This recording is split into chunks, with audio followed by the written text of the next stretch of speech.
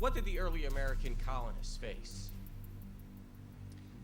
They were prosperous. In 1750, they were extremely prosperous. They were faithful people, they were economically enterprising, and they were prosperous. 20 years later, in 1770, they were in debt and they were going broke.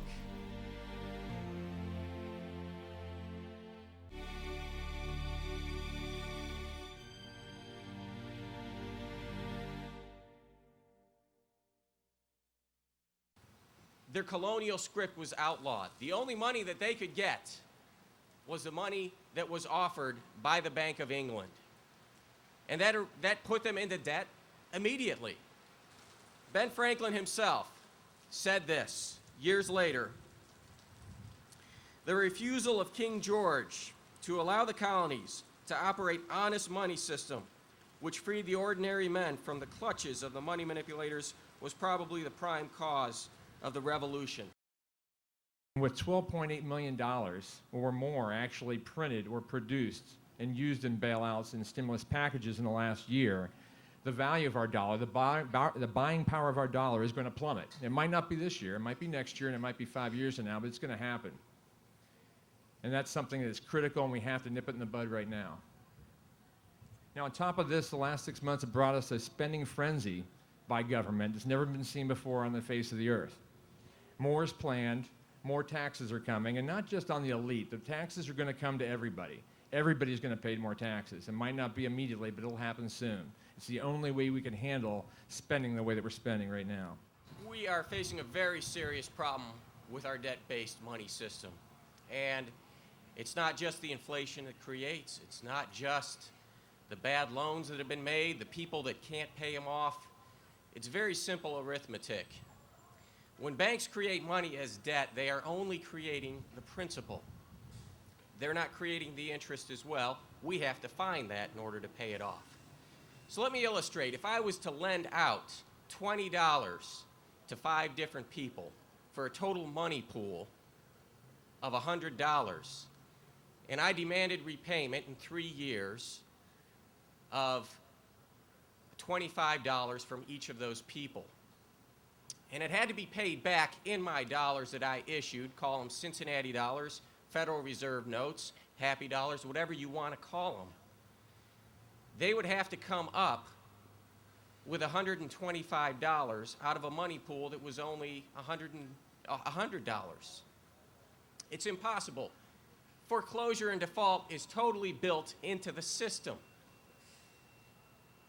And so that's why we see that. Now, given my illustration, what would that rate be? Well, it would be perhaps one of the people, definitely one of the people would default, perhaps 2 of the people would default, maybe even 3. Now, we know the default rate isn't that high.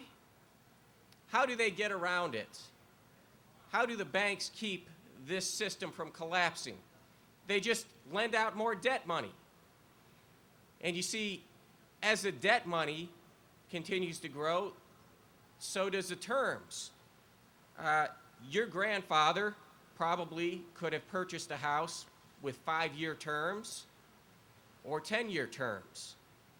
His father was probably offered loans that could go as much as 10 years or even up to 20 years. When I went to get a loan for my house, they offered me a 15-year loan or a 30-year loan.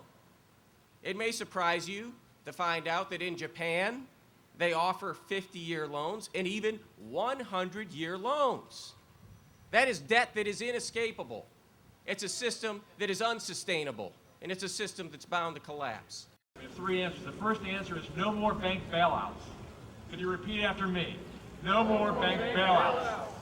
Number 2, the Federal Reserve is the enabler of this whole scheme. And they must be reformed or restrained. We have to have a fully transparent audit of the Federal Reserve. Remember, there's a private institution that controls our money supply and really drives our economy. In 100 years, they've never had a transparent audit. So what can we do about it? Well, in actuality, we're lucky. There are resolutions in the House and Senate right now. H.R. 1207, House Resolution 1207 is the Federal Reserve Transparency Act of 2009. S. 604 is the Senate version. What are these bills? Very simple. Fully transparent audits of the Federal Reserve by the Comptroller General of the United States, who would have to report back to the Congress, who would then report back to who they represent, the people. We finally would know what really is going on. So if your representatives don't support something like 1207, take a look, see where they're getting their money. You may not be surprised, actually. Number 3, we have to demand that there's an end to all big bank bailouts. We have to demand that we have a transparent audit of the Federal Reserve. And if your representatives in Congress do not heed your requests, I want you to call them again, and I want you to tell them they're on their way out. No questions asked. When Thomas Jefferson came in, he made it clear that he didn't want anything to do with a national bank. I want to quote a couple of quotes from Thomas Jefferson. He was very much against it. He went so far as to say, "I believe that the banking institutions are more dangerous to our liberties than standing armies. Already they have raised up a moneyed aristocracy that has set the government at defiance. The issuing power of money should be taken away from the banks and restored to the people to whom it properly belongs." No more bank bailouts. Transparent on the Fed. Congressman and Congresswoman, you're out next year unless you listen to